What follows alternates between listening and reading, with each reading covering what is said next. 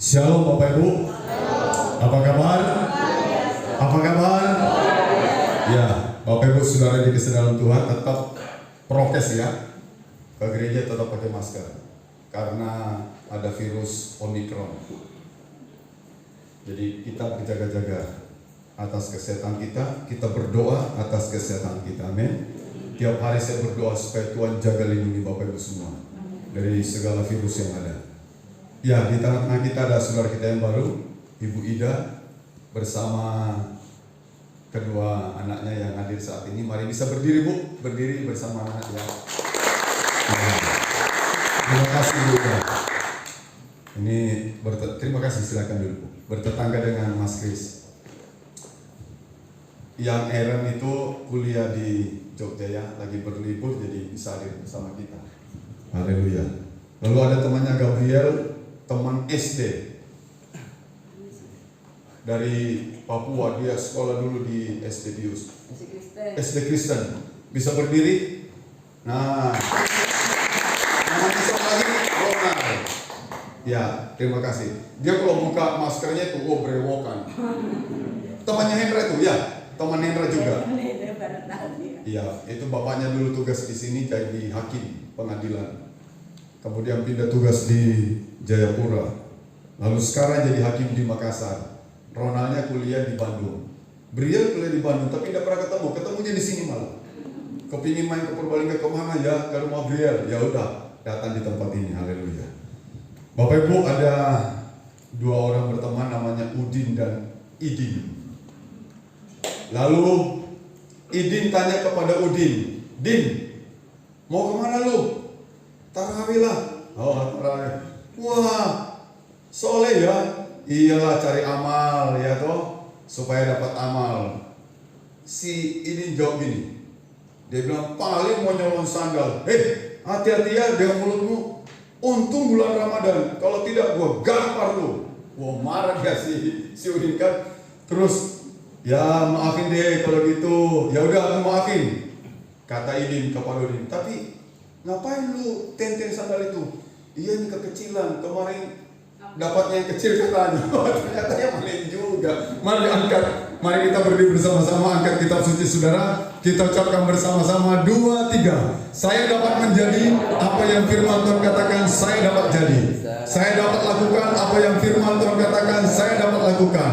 Saya dapat memiliki apa yang firman Tuhan katakan saya dapat memiliki. Saya menyatakan, saya mempercayai dan saya menerimanya dalam nama Yesus. Aku percayakan firman-Mu, firman-Mu adalah kebenaran.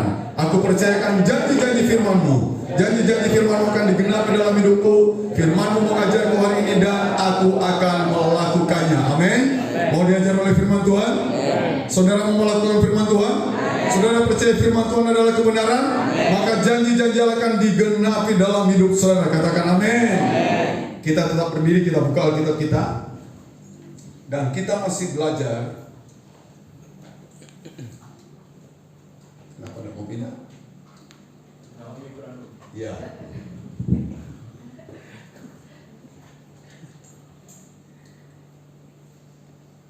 Kita masih belajar tentang apa Bapak Ibu? Kepastian. Iya, keselamatan.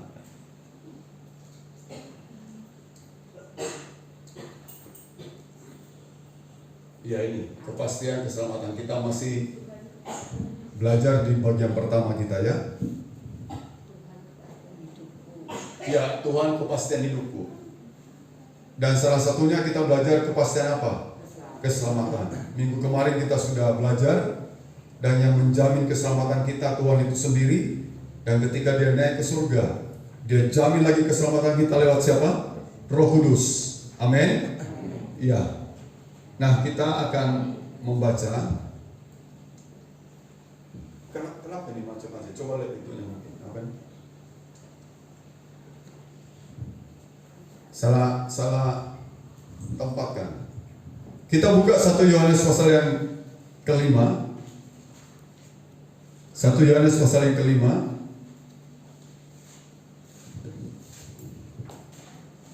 Ayat 1 Yohanes 5 ayat 12 ayat 13. Mari kita ucapkan bersama-sama 1 Yohanes pasal yang kelima, ayat 12 sampai ayat yang ke-13. Kita ucapkan bersama 2, 3. Barang siapa memiliki anak, ia memiliki hidup. Barang siapa tidak memiliki anak, ia tidak memiliki hidup. Semuanya itu kutuliskan kepada kamu, supaya kamu yang percaya kepada nama anak Allah tahu bahwa kamu memiliki hidup yang kekal. Amin. Silakan duduk Bapak. Ya, kepastian keselamatan. Surga itu pasti, katakan amin. Tapi juga katakan amin bahwa neraka itu juga pasti. Dan hanya ada 2 tempat. Kalau Anda tidak berada di surga, berarti di mana? Dan saya percaya Anda tidak mau berada di mana? Saudara saya keluarga? Amin. Kita ingin keluarga kita ada di mana? Di surga. Karena itu saudara, beritakan kabar keselamatan ini. Bahwa kabar keselamatan yang saudara dapatkan di dalam Yesus itu adalah kabar keselamatan yang apa? Pasti. Amin. Ayat ini mengajarkan kepada kita, barang siapa memiliki anak, ia akan memiliki apa katanya? Hidup. Dan hidup di sini bukan asal hidup seperti saat ini, tidak. Hidup sesungguhnya adalah hidup yang apa? Hidup yang kekal. Hidup yang kekal. Pada ayat yang ke-13 kalau kita baca. Jadi saudara-saudara, hidup yang kekal itu adalah hidup yang pasti. Amin. Dan ayat itu berkata, kamu harus tahu. Ya, kamu harus tahu bahwa kamu memiliki apa? Hidup yang kekal. Beritahu orang di sebelahnya, kamu harus tahu, kamu punya hidup yang kekal. Jadi kalau Anda tahu, beritahu. Kamu harus tahu bahwa kamu memiliki hidup yang kekal. Amin. Amin. Ini loh. Rasul Yohanes mengajarkan kepada kita, supaya kamu yang percaya kepada nama anak Allah, ucapkan lagi bersama 2, 3. Tahu bahwa kamu memiliki hidup yang kekal. Hidup yang kekal itu sesuatu yang apa? Yang pasti. Jadi bukan mudah-mudahan, bukan semoga. Kalau mudah-mudahan semoga, sekali lagi saya katakan, jangan jadi pengikut Yesus.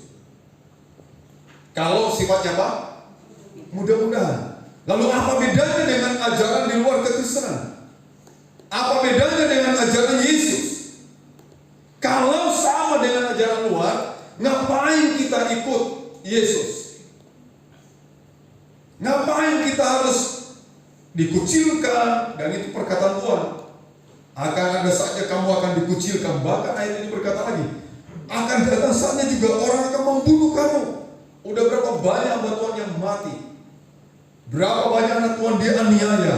Martir-martir Tuhan, murid-murid Tuhan, rasul-rasul Tuhan mati dengan aniaya, dibunuh dengan tragis. Lalu kalau keselamatannya tidak pasti, ngapain kita bersusah-susah ikut Tuhan? Amin. Lalu Yesus sampai menembus dengan cara yang dahsyat. Dia mati di atas kayu salib, mencurahkan darahnya, sebab tidak ada pengampunan tanpa penumpahan darah. Makanya ditulis ayat ini, barang siapa memiliki anak, anak ini adalah Yesus Kristus. Ditulis dan tulis huruf besar. Ia memiliki hidup. Barang siapa tidak memiliki anak, ia tidak memiliki apa? Hidup. Semuanya itu dituliskan kepada kamu, supaya kamu yang percaya kepada nama anak Allah tahu. Sekali lagi, tahu. Jadi jangan sampai tidak tahu. Amin. Semua udah tahu? Yes. Saudara tahu apa yang saudara tahu? Kalau saya memiliki anak Allah, saya tahu saya punya apa? Apa? Memiliki hidup yang kekal. Amin. Jadi tidak ada yang bertanya lagi, apa aku masuk surga ya? Jawabannya pasti. Amin. Amin. Saudara harus tahu, jangan ada yang tidak tahu bahwa kalau Anda memiliki hidup yang kekal, Anda tahu bahwa engkau memiliki hidup yang kekal kalau engkau percaya kepada anak Allah itu. Sekarang kita bertanya, bagaimana saya tahu? Bagaimana saya tahu kalau saya memiliki anak? Bagaimana prosesnya memiliki anak? Bagaimana saya tahu? Tadi firman Tuhan mengatakan supaya kamu tahu. Lalu bagaimana prosesnya? Bagaimana saya tahu saya ini punya anak Allah? Bagaimana saya tahu saya memiliki Kristus? Yohanes 1 ayat 12 kita coba bersama. 2-3. Semua orang yang menerimanya diberinya kuasa supaya menjadi apa? Anak-anak Allah. Yaitu apa? Mereka yang percaya dalam namanya. Semua orang, ini prosesnya, ini saudara lihat bahwa kalau kita menerimanya, kita dapat mandat, kita dapat kuasa. Kuasa itu apa? Menjadi anak-anak Allah. 1 Yohanes 5 tadi berkata, orang yang memiliki anak Allah, orang yang memiliki anak tadi, dia memiliki hidup yang kekal. Bagaimana prosesnya? Prosesnya percaya, amin, menerima dia, percaya kepada dia bahwa kita adalah diberi kuasa dan kita mendapatkan hidup yang kekal. Amin. Tahu udah? Amin. Tahu bagaimana Anda menjadi anak Allah? Bagaimana tadi? Iya, semua orang termasuk penjahat tidak bisa minta Yesus. Nah itu loh, itu baiknya apa dia? Coba, apa kebaikan dia? Yang dia lakukan kejahatan sampai harus mati juga di kayu salib. Apa kebaikannya? Tidak ada. Tapi ditulis Alkitab, semua orang yang menerimanya, termasuk penjahat itu, dia memiliki apa? Diberi kuasa supaya menjadi anak-anak Allah. Dia diberi kuasa supaya menjadi anak-anak Allah, yaitu mereka yang percaya dalam namanya. Haleluya. Kita lihat lebih jauh Bapak Ibu. Iman yang menyelamatkan adalah iman yang percaya kepada Yesus. Banyak iman di dunia ini, semua orang beriman. Benar enggak? Tapi ada satu iman yang menyelamatkan. Iman yang percaya kepada Yesus Tuhan, bahwa Yesus itu adalah Tuhan. Dan setiap orang yang tidak percaya Yesus Tuhan, Alkitab menulis, inilah antikris, anti dengan Kristus. Dia tidak mempercayai kalau Yesus itu Tuhan. Padahal iman yang menyelamatkan itu adalah iman yang percaya kepada Yesus Tuhan. Lebih jauh saya akan mengatakan kepada saudara, iman yang percaya kepada Yesus Tuhan adalah anugerah yang kita dapatkan dari Allah. Dengarkan, iman yang percaya kepada Yesus Tuhan, bersama kita ucapkan 2-3, adalah anugerah yang kita dapatkan dari Allah. Saudara tahu anugerah? Apa itu anugerah? Anugerah itu sesuatu yang Tuhan berikan kepada kita, yang sebenarnya kita tidak layak menerimanya. Apa yang tidak layak kita terima? Surga. Kenapa? Karena kita manusia apa? Berdosa. Yang layak kita terima adalah apa? Neraka. Tapi Tuhan tidak berikan. Yang Tuhan berikan anugerahnya adalah kita dilayakkan Tuhan mendapatkan surga itu. Iman yang percaya kepada Yesus adalah anugerah yang Tuhan berikan kepada kita. Kita dapat dari Allah. Dan dalam Efesus 2 ayat 8-9, mari ucapkan bersama 2-3. Sebab karena kasih karunia kamu diselamatkan oleh iman. Itu bukan hasil usahamu, tetapi pemberian Allah. Itu bukan hasil pekerjaanmu. Jangan ada orang yang memegahkan diri. Perhatikan tulisan merah ini. Itu bukan. Jadi yang kasih siapa? Anugerah Tuhan. Bukan saudara berusaha untuk selamat. Tidak. Tidak ada orang yang bisa selamat dengan usahanya, dengan perbuatan baiknya, dengan amalnya, dengan ibadahnya. dengan menolong orang bersedekah, tidak bisa selamat dengan usaha manusia. Dan Alkitab dengan jelas menuliskan, sebab karena kasih karunia kamu diselamatkan oleh apa? Iman. Tadi iman yang apa? Iman yang percaya kepada Yesus Kristus. Iman yang percaya kepada Yesus Kristus adalah apa? Anugerah yang kita dapatkan dari siapa? Dari Tuhan. Itu bukan hasil usahamu. Tapi apa katanya? Kemudian dikatakan itu bukan hasil pekerjaanmu. Jangan ada orang yang memegahkan diri, karena bukan kita yang kerjakan, bukan saudara yang mengupayakan. Tidak, semuanya itu diberikan oleh Tuhan. Wah, makin yakin saya, makin mantap. Thank you Lord. Terima kasih Tuhan, sebab Engkau tidak menyayangkan putramu yang tunggal. Bapa tidak eman-eman kepada putranya yang tunggal diberikan kepada kita semua yang berdosa, supaya kita mendapatkan tadi namanya apa? Kasih karunia, anugerah. Haleluya. Kepastian keselamatan tidak ditentukan oleh seberapa besar kita berusaha. Sekali lagi, tidak ada orang yang bisa mendapatkan keselamatan dengan apa? Usaha. Tidak ada. Kepastian keselamatan tidak ditentukan oleh seberapa besar kita berusaha. Tidak. Kepastian keselamatan bukan usaha kita. Katakan amin. Kepastian keselamatan bukan usaha kita, bukan pekerjaan kita. Kepastian keselamatan dikerjakan sepenuhnya oleh Yesus Tuhan. Katakan amin. Dengarkan, andil kita dalam keselamatan. Mari kita ucapkan bersama, 2, 3, 0%. Jadi tidak ada andil itu sama sekali. Tidak ada andil saya. Andil kita dalam keselamatan adalah berapa? 0%. Semuanya dikerjakan oleh Tuhan. Sedangkan andil Tuhan dalam keselamatan 100%. Haleluya. Dia yang mengerjakan sepenuhnya. Dia berikan kepada kita dengan cuma-cuma, gratis, anugerah yang tidak layak kita terima. Kemudian dia melayakkan saudara untuk menerima anugerah itu. Dan setiap orang yang menerimanya katanya diberi kuasa menjadi apa tadi?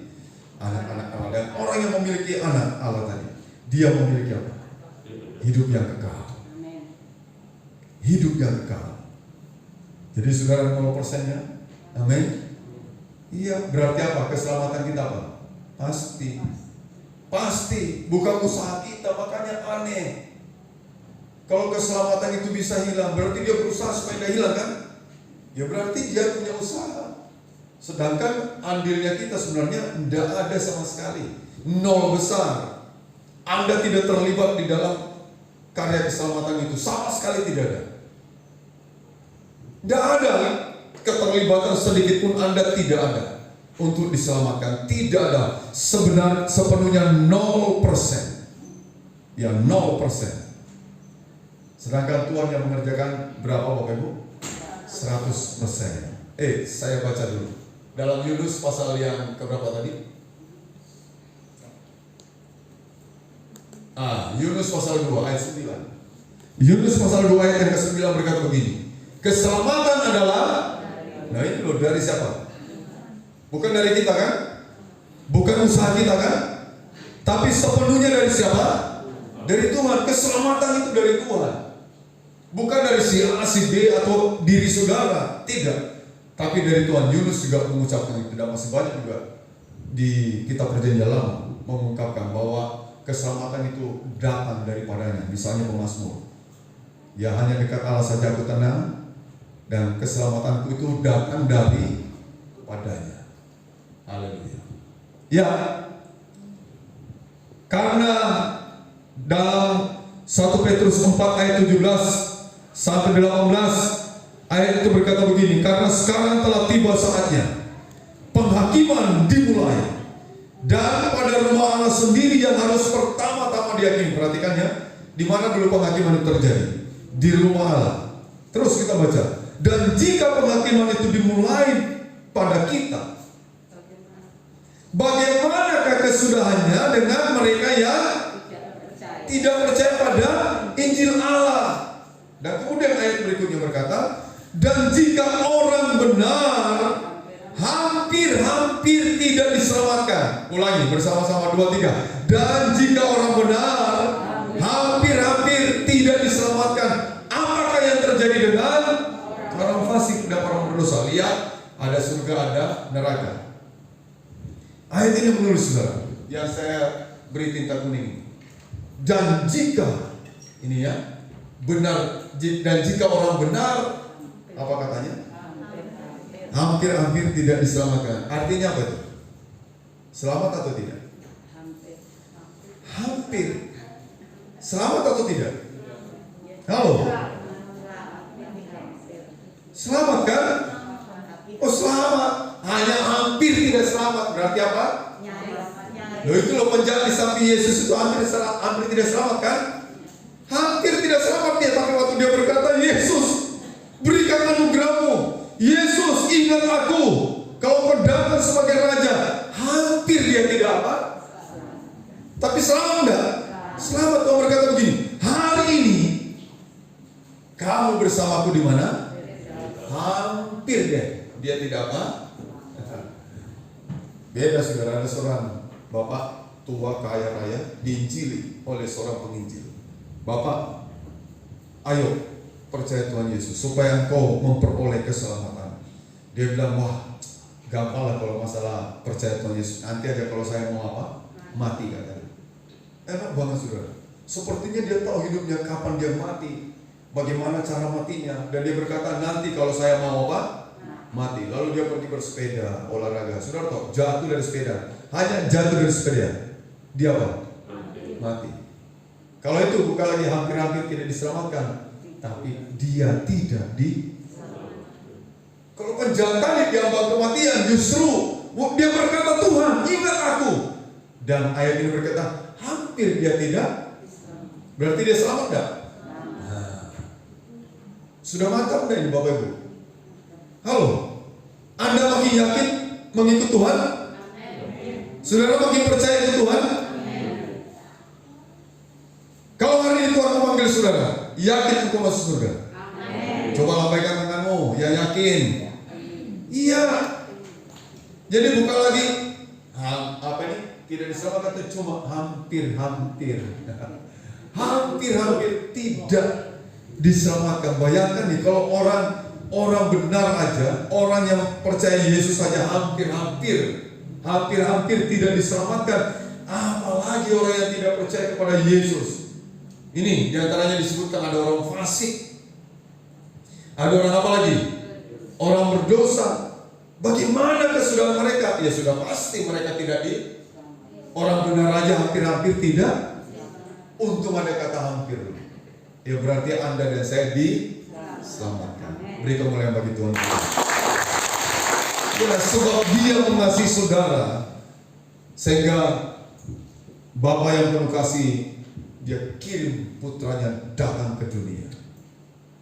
Ya, dan datang ke dunia tidak dengan enak-enak, Bapak Ibu. Surga yang mulia Dia harus tinggalkan. Dalam kemuliaan, dipuja-puja oleh malaikat di surga, disembah oleh malaikat di surga. Dia harus turun ke mana? Ke dunia. Datang ke dunia bukan ke istana, tapi datang di mana? Di kandang domba yang hina. Tidak apa-apa dia melakukan semuanya itu. Udah gitu matinya terhina juga. Karena orang yang disalibkan itu adalah orang yang terkutuk. Orang yang mati secara tersalib itu Alkitab menulis orang yang terkutuk. Yesus itu terkutuk, tapi bukan karena dia, tapi karena siapa? Karena kita, sehingga dia yang terkutuk. Ya, Paulus menuliskan, terkutuklah orang mati yang di kayu, yang digantung di kayu salib itu. Tapi Yesus terkutuk bukan karena dia, bukan karena dia pelaku dosa, tapi kita yang pelaku dosa ini, kita yang berbuat dosa, kita yang hidup dalam dosa, dia yang mati terkutuk untuk kita. Makanya saya berterima kasih, kita yakin bahwa keselamatan yang Tuhan berikan itu adalah keselamatan yang apa? Pasti, Bapak Ibu. Ya pasti. Nah, kalau ada orang bertanya begini, Jika keselamatan tidak pasti, keselamatan bisa apa? Bisa hilang. Siapa yang ngambil? Siapa yang menghilangkan? Siapa yang mencuri? Siapa yang merebut keselamatan itu siapa? Apakah iblis? Apakah dosa dapat mengambil, merebut keselamatan itu? Ayo kita baca Yohanes 10 ayat 8 sampai 30 mulai. Dan aku memberikan hidup yang kekal kepada mereka, dan mereka pasti tidak akan binasa sampai kapan? Selama-lamanya. Dan seorang pun tidak akan merebut mereka dari tanganku. Bapakku yang memberikan mereka kepada aku, apa katanya? Lebih besar daripada siapapun. Dan seorang pun tidak dapat merebut mereka dari tangan Bapa. Aku dan Bapa adalah satu. Perhatikan yang ditulis dengan tinta kuning. Dan seorang pun tidak akan merebut mereka dari tangan siapa? Saya memiliki anak tadi. Saya sekarang punyanya Tuhan. Ada yang dapat merebut saya dari tangannya Tuhan? Ada enggak? Kalau ada yang dapat merebut, berarti ada yang lebih hebat dari Tuhan. Iblis dapat merebut? Enggak. Dosa dapat merebut? Tidak. Dia sudah menebus dosa kita. Dia hidup di dunia dan dia tidak berdosa. Siapa yang bisa menghilangkan keselamatan itu? Saya mau tanya kepada orang yang mengajarkan bahwa keselamatan bisa hilang. Siapa yang bisa menghilangkan? Iblis bisa mengambil. Kalau iblis bisa mengambil keselamatan dari tangan Tuhan, maka iblis lebih hebat daripada Tuhan. Padahal saudara tahu, malaikat itu yang ciptakan siapa? Tuhan. Malaikat yang jatuh dalam dosa menjadi setan, menjadi iblis. Dan jauh lebih hebat Tuhan daripada iblis itu. Iblis pun nanti dimasukkan di mana? Neraka. Dilemparkan nanti dalam lautan api itu. Nah, orang-orang yang tadi orang fasik, orang berdosa, orang yang tidak percaya kepada Tuhan Yesus, ya bersamalah mereka di iblis. Bersekutu mereka di mana? Di neraka. Tapi saudara dan saya, Tuhan bilang tempatmu tadinya di sini, diambil kita Tuhan, dipindahkan kita ke sini. Iya. Dulu kita dalam kegelapan dan harus masuk di sini, tapi Tuhan ambil kita, ditaruh di sini. Dibawa masuk dalam surga, dan sekali dia berikan surganya selamanya untuk saudara dan saya. Amin. Sekali untuk selamanya. Tidak ada seorang pun katanya yang dapat merebut dari tanganku. Tidak ada yang dapat merebut mereka.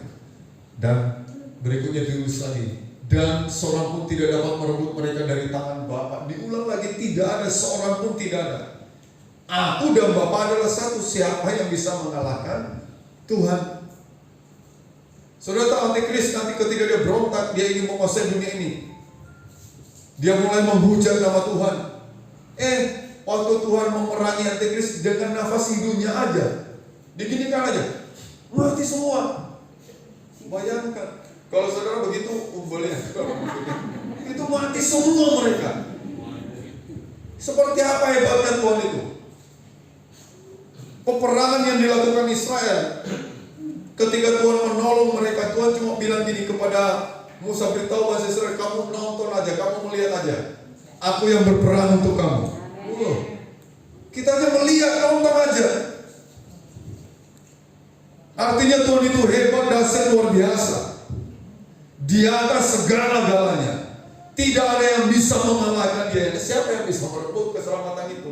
Aneh kalau orang bilang keselamatan bisa hilang. Siapa yang menghilangkan? Siapa yang mengambil? Siapa yang mencuri? Siapa yang merebut? Aku dan Bapa adalah satu. Tidak ada seorang pun. Kata seorang pun itu artinya tidak ada. Termasuk setan tidak bisa. Dosa pun tidak bisa.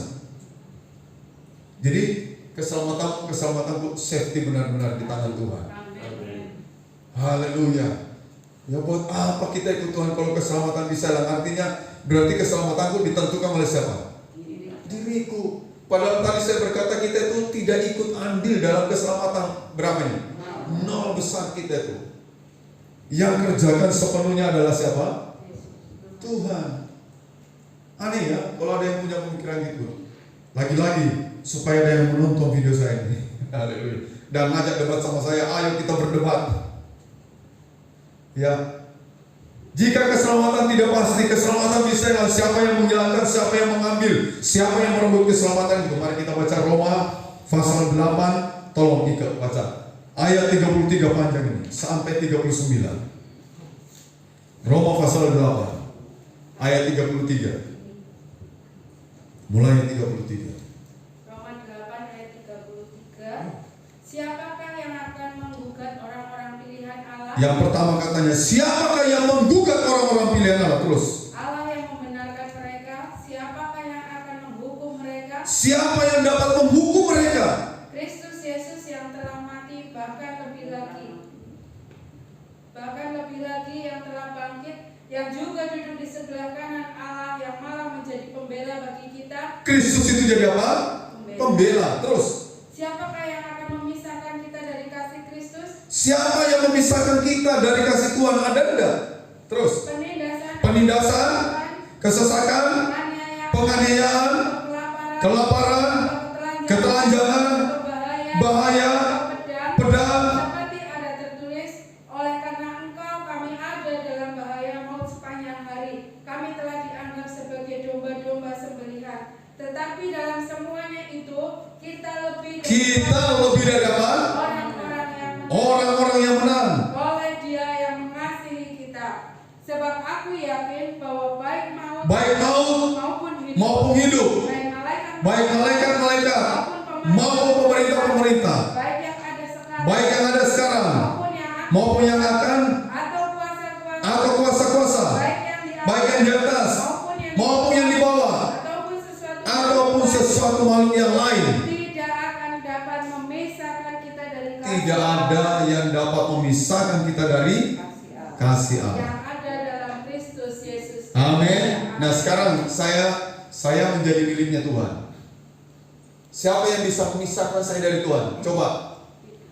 Penindasan tidak, kesesakan tidak, penganiayaan tidak, kelaparan tidak, ketelanjangan tidak, bahaya tidak, pedang tidak, maut tidak. Apalagi Bapak Ibu, malaikat-malaikat tidak, malaikat yang tidak benar, pemerintah-pemerintah tidak, kuasa-kuasa baik yang di atas maupun yang di bawah tidak, semua makhluk pun tidak ada yang dapat memisahkan saya. Jadi saya selamanya menjadi miliknya Tuhan. Tidak ada yang bisa ngambil. Aneh kalau keselamatan itu bisa hilang. Berarti ada yang bisa mengambil, merebut saya dari tangan Tuhan. Kalau ada yang bisa merebut saya dari tangan Tuhan, orang itu lebih hebat daripada Tuhan. Kalau ada yang bisa mengambil saya dari tangan Tuhan, orang itu lebih hebat daripada Tuhan. Pertanyaannya, ada enggak orang yang lebih hebat dari Tuhan? Kalau ada orang yang lebih hebat dari Tuhan, ngapain kita ikut Tuhan? Kita harus ikut yang lebih hebat. Amin. Kita harus ikut yang lebih berkuasa. Tapi ternyata tidak ada. Memang itulah Tuhan. Yesus itu Tuhan. Dan Dia sanggup menjaga domba-dombanya. Dia sanggup menjaga domba-dombanya. Ya, Dia jaga benar domba-dombanya. Tidak ada yang dapat merebut domba-dombanya. Tidak ada yang dapat merampas. Tidak. Keselamatan itu di dalam Tuhan, keselamatan yang pasti. Ya, keselamatan yang pasti.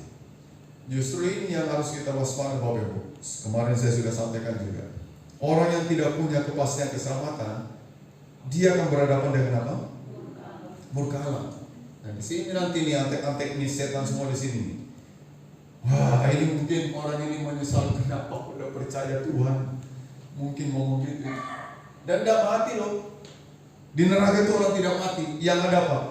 Penderitaan kekal.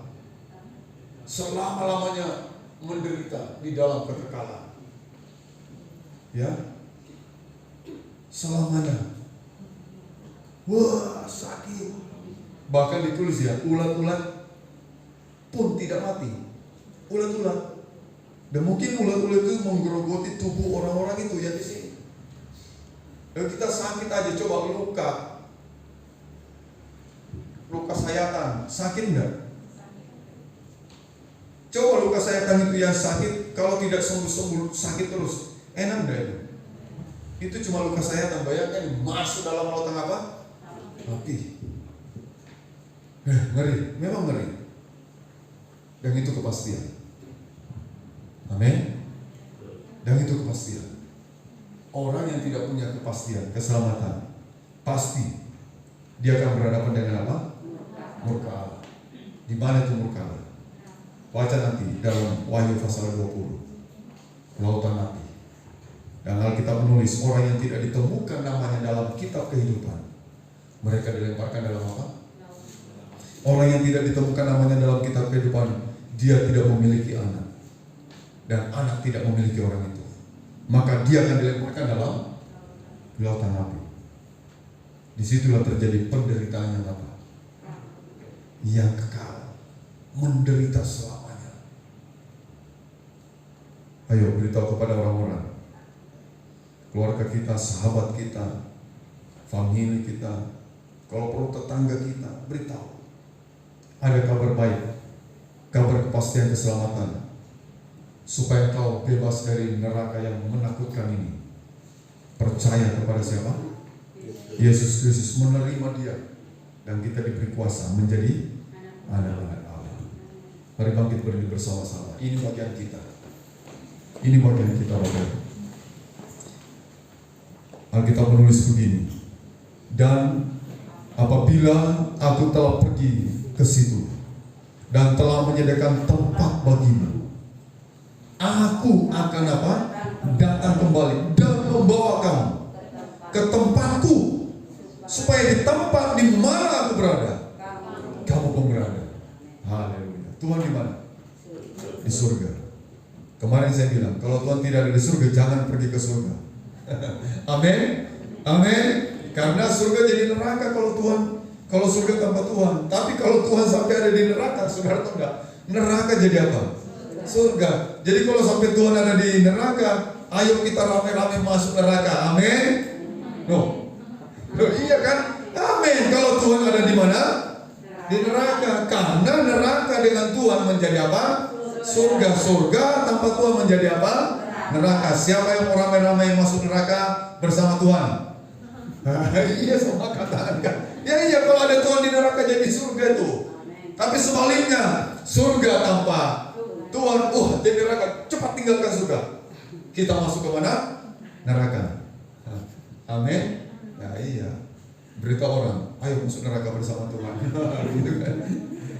Ayo kita catat ini Bapak Ibu. 2, 3. Orang yang punya kepastian keselamatan akan hidup bersama Allah dalam kemuliaan yang abadi. Tuhan memberkati.